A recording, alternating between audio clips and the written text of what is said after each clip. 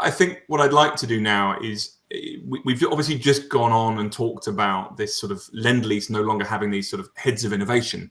And I've sort of deliberately, the question which is just below us, I've deliberately kept in that sort of, your job title of that head of innovation Asia as part of that role, which is obviously was what you were beforehand. So I've kept it in. But what I'd really like to now understand, just to help others, is what's that journey been like for you to arrive at Lendlease and go into that innovation role and now sort of really come back out of that into that sort of head of that development practice that you've got around the world. Can you just help people understand your personal journey? Would be great. I think my personal journey was, initially I've been a project-based person, delivering projects, mixed use projects for the last 20 years.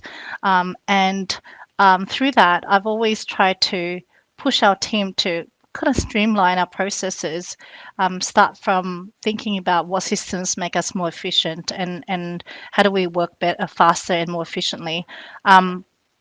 And then I think over the years, what I've realized that on projects, we seem to always just repeat mistakes on those projects.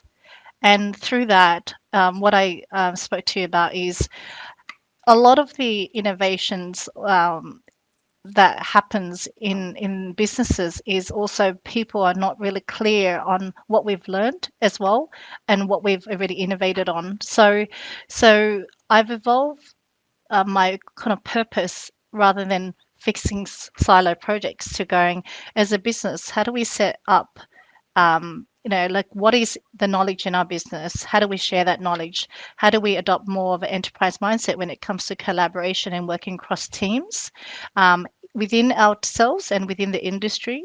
And then how do we use that IP and that knowledge to build capability?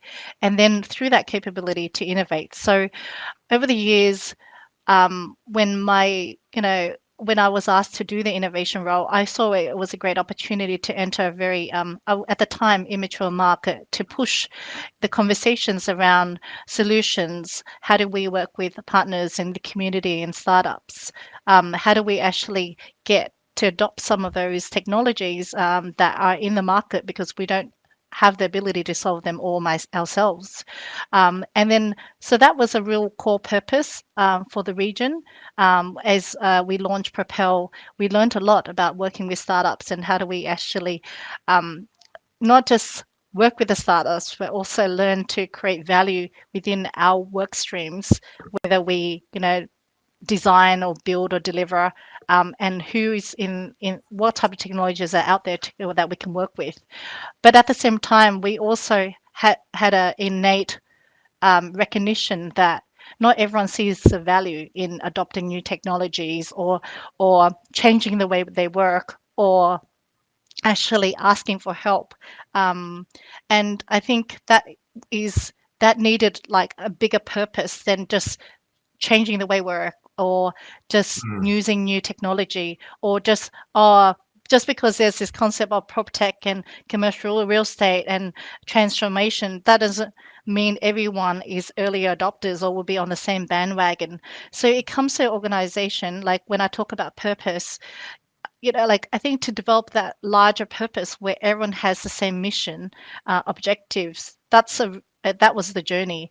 And so I was, asked to lead practices at Lendlease, which essentially is taking all the knowledge and the expertise locked away in individuals and projects in our businesses across the 4 regions and making sure that people leverage it and whether it's documentation, it's sharing innovations, it's sharing best practices, and it's collaborating, it's providing that culture that you're not alone, you're not trying to solve something on your own, but not only that is if you are trying to solve it, someone else in the business or in the industry has solved it already.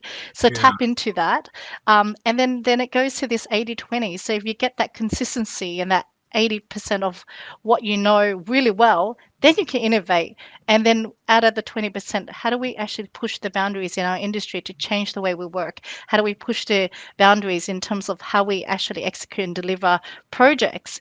Then, innately, everyone will innovate because there's that core objective that we have, the mission zero objectives, the digital transformation, which the company is now going to have launched. Lendlease Digital have launched the Podium Insights recently, and it's all about data-driven, customer-focused decision making. So, as an organization, you had to start inside, and and that's what we realized, that these roles, these silo roles of innovation, doesn't really work at all. Mm. So I took that as a evolution of my core purpose, is to drive innovation through driving IP, knowledge sharing, driving the enterprise mindset culture within the organization, and using all that great stuff that we have, all the special sources that we have in our organization, and building capability for our people, but also that enables our people to drive a lot of the other core objectives that the business is trying to achieve. Yeah, and what's an incredibly strong angle that I'm getting from you there, and I was just trying to remind myself, it's the you talk a lot about purpose, and I'm hearing a lot of, to use Simon, I can't remember his surname. Simon Sinek. Sorry again. Simon Sinek. Yeah, that's the one. I was desperately going, I'm listening to his audiobook, I must look at it. You're talking a lot about the why, which yes. he would talk about a lot in his it's one of my favorite books. I think I've read that book 3 or 4 times over the last few years. And you have to keep revisiting it, because you do have to remind yourself all the time that it's the purpose and the mission that you're driving towards, not the what are you actually doing. So that was coming across very strong.